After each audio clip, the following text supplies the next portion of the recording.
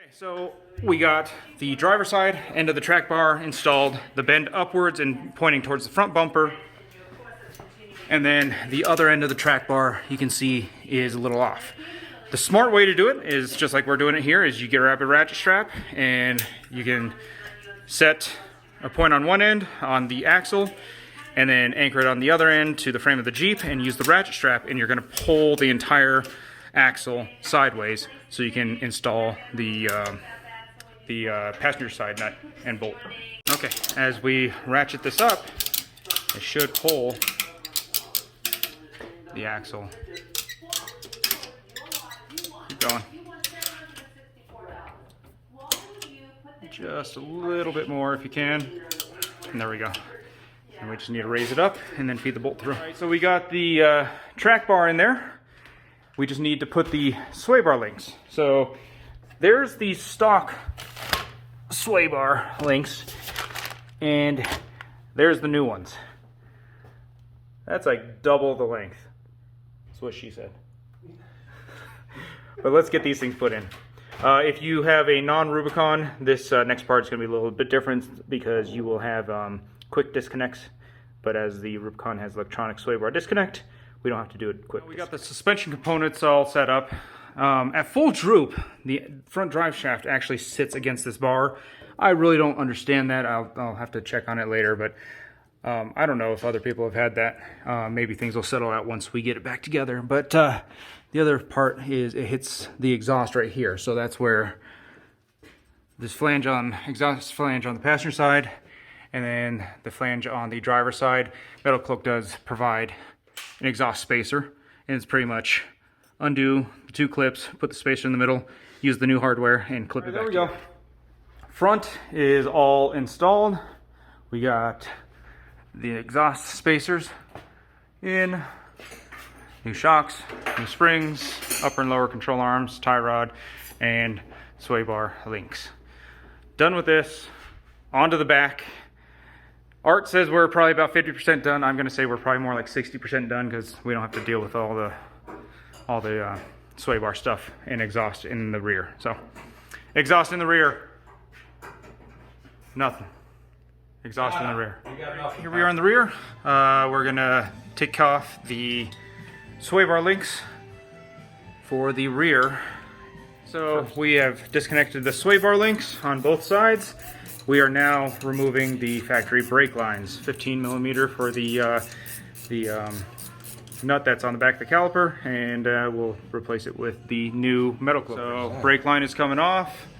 It's right there, and Art's looking for little pieces that he dropped everywhere. Gold. So the rear brake lines are in. We chose to route them inside the sway bar just to keep them from possibly popping out and rubbing the tire and going out. Honestly, the instructions for Metalcloak are pretty vague about this, but whatever you choose to do, just be conscious of where it is. The next thing we need to do is remove the rear track bar and the rear shocks. Millimeter, remove the rear track bar.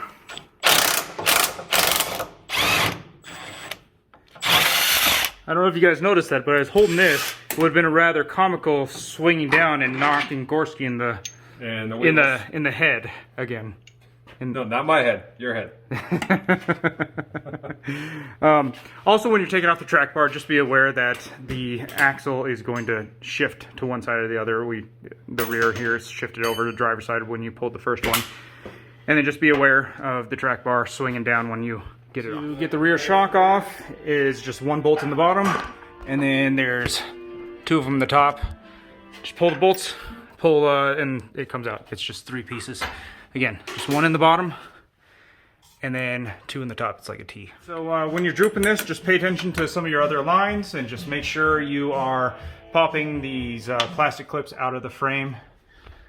There's another line here. That's a plastic clip right here. Just make sure you're not pulling tension too tight on all of this. When you get this drooped enough, you should be able just to grab the spring and then pull it out, which you need two hands for. But grab the spring, pull it out when it's drooped. Alrighty, comparison. Stock rear spring, new spring. That's quite a bit bigger. So our next step is we are going to remove the control arms, so the upper control arm, lower control arm, and then the Metalcloak ones, we have to look at the rear control arms. Metalcloak 2.5 to 3.5 inch lift. Our lower is going to be 20 and 7/16 inch, and the upper is 18 and 7/16. So 20 and 7/16. Art is over here measuring that out.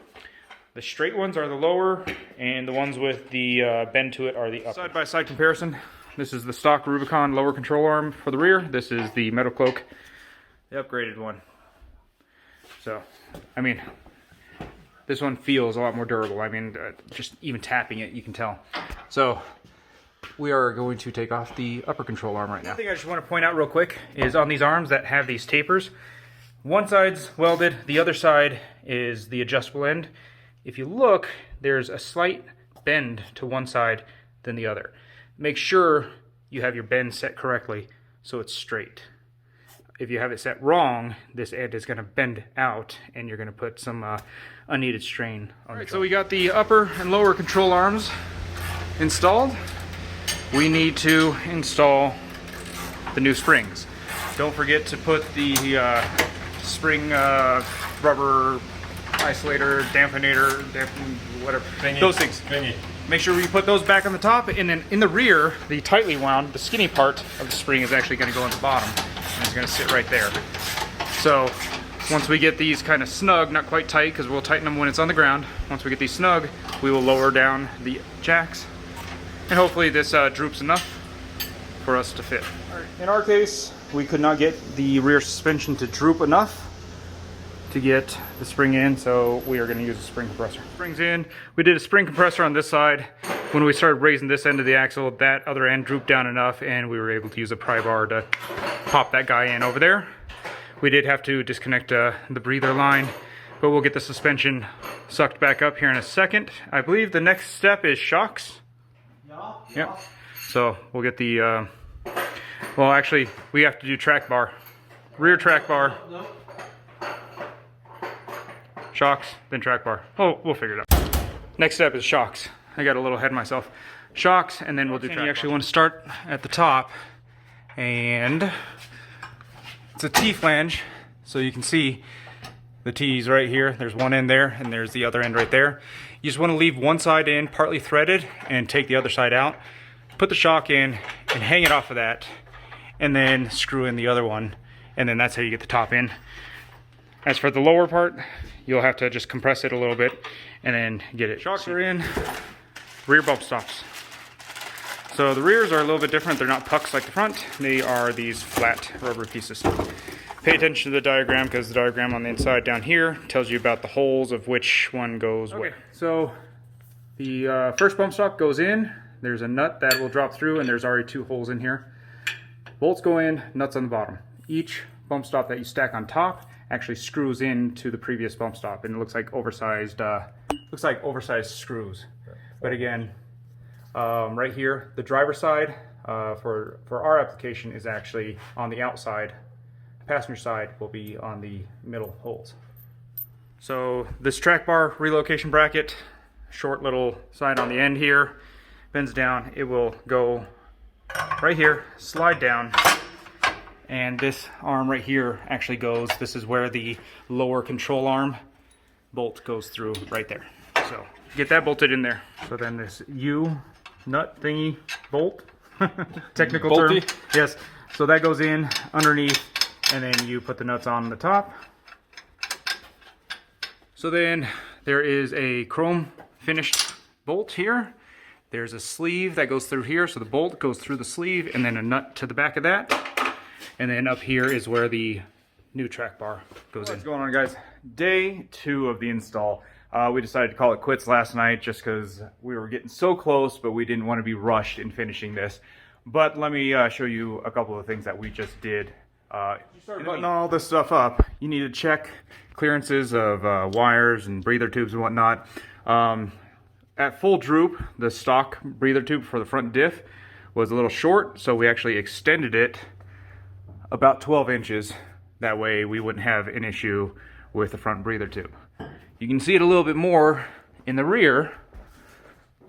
This is where the stock breather tube stopped, And this isn't even full droop yet, so that's where this breather tube will connect into. This isn't even full droop yet, and that's where it was. So we extended it about a foot. We'll get some cloth tape on there, plug that back in. This wire right here, this clip, was hooked in right here, but again, not even full droop yet, and we're that far off. So this should be enough slack to go to full droop.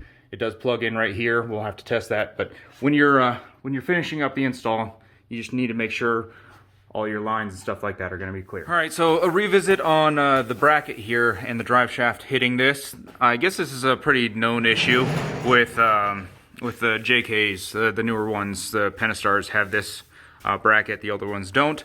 So we are actually just going to remove it. It's just 3 bolts. This whole bar comes out, and that should fix our clearance here. We do have the exhaust spacers in, and we are still pretty close to the muffler or the exhaust system right there. So I don't know. We'll have to take a look at that and see what that looks like at full droop, but we're gonna remove this bar. Alrighty, looking at this at full droop again, we have removed that bar. We are no longer hitting it, but as you can see here, the drive shaft is still resting on the exhaust, even with exhaust spacers. So I think the only other way we can fix this is going with an aftermarket drive shaft. What is that? An Adams 1310 would probably clear this. A little bit of exhaust work is another option, but for right now, just got to be aware of this thing at full droop.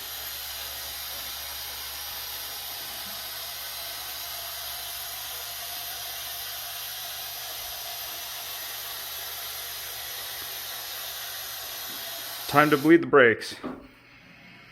One of the benefits here of lifting your Jeep, when you're all done, it's easy to work on it from underneath because you got plenty of clearance.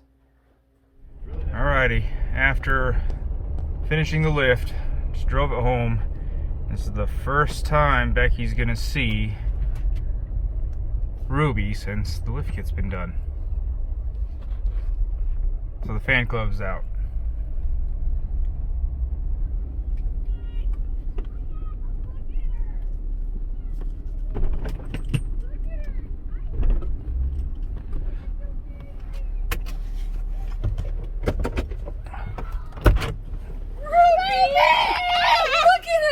What you think?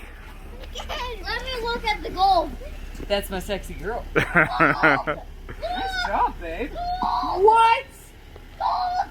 Come down here. Gold? Do you see the gold? Alright guys, I think that's going to do it for this video. I know it's been kind of long and everything like that, but there it is. There's Rubicon with her lift.